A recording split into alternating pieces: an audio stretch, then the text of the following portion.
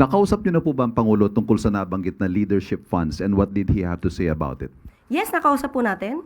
Sinabi niya po na wala talagang itong pinag-usapan dahil nung pag nag-uusap sila at nagre-report si Secretary Manny Bonoan, hinahanapan niya ng proyekto at dapat ang proyekto ay base sa pangangailangan ng lugar, ng bayan.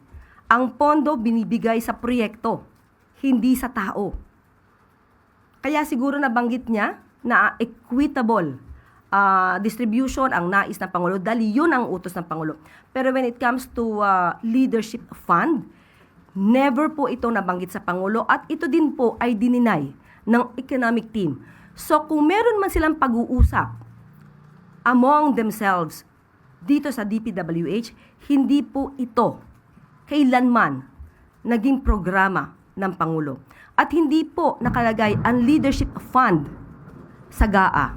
Yan din po ay tinanong natin mismo sa DBM. Wala pong leadership fund dito sa GAA.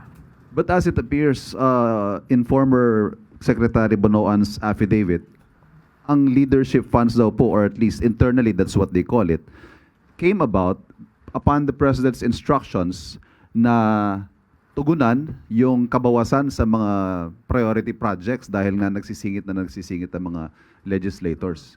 So, are we still saying na hindi ito alam ng Pangulo, even if it appears, like I said, na ito po ay bunga ng kanyang utos?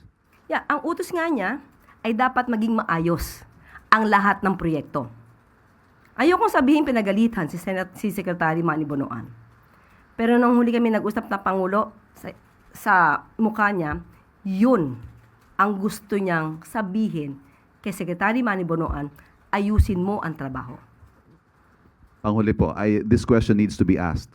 Pag meron hong ginawa ang mga underlings mo, ang mga tao sa ilalim mo, na hindi mo alam, ang tawag po kasi ng ordinaryong tao doon nalusutan.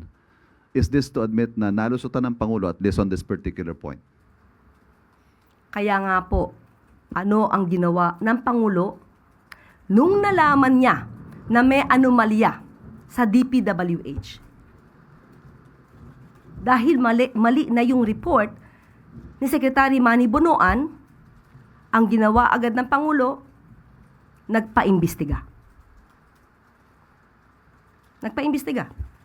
Wala naman magagawa ang Pangulo kung hindi paimbestigahan yan, dahil kung meron kayong ginawang anomalya dyan, dapat managot ang lahat ng dapat na managot. Hindi po ito pinabayaan ng Pangulo. Sorry, one final point. Does the President believe that former Secretary Bonoan should be or deserves to be a state witness? Hindi po na pag-uusapan po yan. So, depende na po yan sa korte, depende na po yan sa prosecution, sa ombudsman, sa state prosecutors, pero hindi po na pag-uusapan ang patungkol sa issue kung kinakailangan maging state witness si Secretary Manny Bonoan.